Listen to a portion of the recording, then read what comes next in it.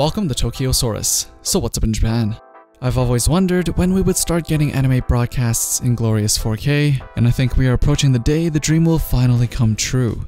In a recent interview with Netflix Japan's head of PR, a link is in the description below for those of you interested, Nakajima Keiko discussed in depth about the anime productions coming soon, addresses the Netflix 10 times budget rumor, and why they are looking to make 4K/HDR the standard for future anime releases. We all know that Netflix has been pretty sparse when it comes to their anime offerings, but as you can probably tell, their library is definitely growing at a rapid pace, and there are quite a bit of exciting new productions they are producing themselves.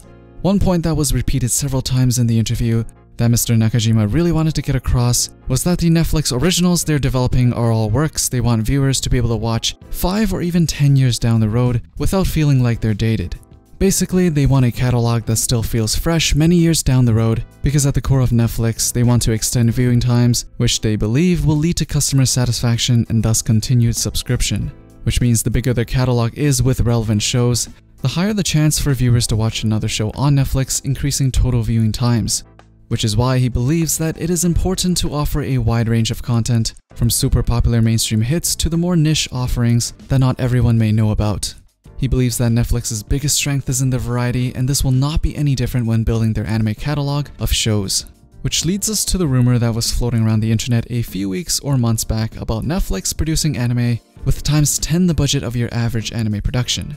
He says that although times 10 is not exactly true, there is some truth to this, as they are spending quite a hefty budget on some of their productions as compared to the average production. But not all of them are going to be getting huge budgets for their shows. They can allocate big budgets for shows they can expect will generate a certain number of views for a long period of time, but for the more niche works, the budgets will obviously not be the same size as the mainstream ones.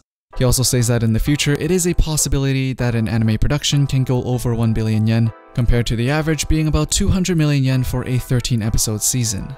Now, another reason why the budgets are higher than industry standards for Netflix originals is that they want to future-proof their works as mentioned at the beginning.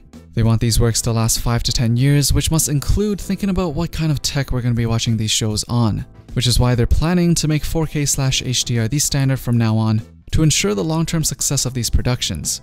Now keep in mind this is for Netflix originals only, as the anime they license from external productions are not going to have this available, as they're still being produced in 1080p with no news of wanting to go 4K. Which means Netflix will most likely become the place to get 4K anime once more shows come up in 4K, because no other place will support it at the beginning. Crunchyroll doesn't produce their own shows mostly, and so they don't really have the power to ensure their shows come in 4K, although once they do come in 4K, I'm sure Crunchyroll will also start rolling out 4K support as well.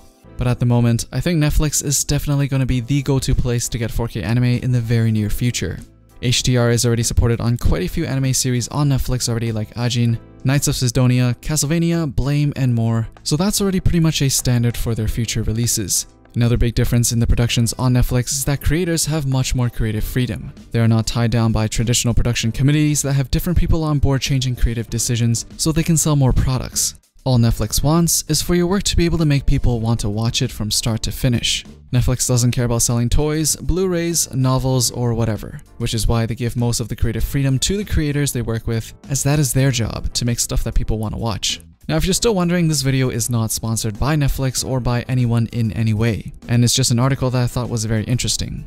I know Netflix is not perfect and likes to deliver their episodes all at once, which I'm really not too big of a fan of, because I like to have something to look forward to every week and seeing the discussions unfold episode by episode. With Netflix releases, you have a sudden influx of discussion when the show releases, and it pretty much dies down after the release. But I think the key takeaway here is a variety is always better. We'll still have our shows that are weekly releases that are designed to be watched weekly from the usual TV broadcasts, and then we'll have shows on Netflix that are produced in higher fidelity and designed to be watched in a binge. So why not have both?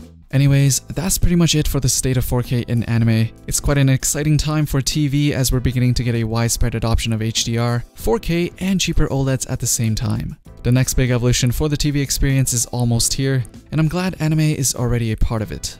Are you guys hyped for more 4K/HDR anime releases? As usual, let me know down in the comments below. Don't forget to drop a thumbs up, stay subscribed if you want to be updated with the latest that's going on in Japan, and I'll see you guys in the next one.